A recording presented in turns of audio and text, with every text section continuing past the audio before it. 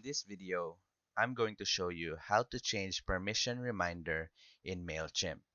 So first, I will show you what an example of a permission reminder is in template. So let's head on to email and design content. After that, we will choose a template and apply. So this is where your permission reminder will appear. So let's head on to this dashboard.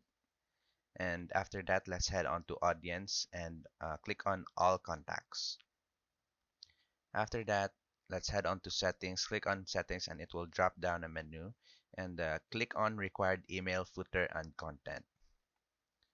And after that, you will see your permission reminder over here, and just change it to however you want. So we'll change it to we send special offers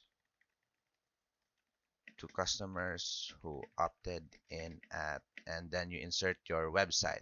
So as you can see, we'll automatically place this in your Mailchimp templates whenever you see the list description or this merch tag.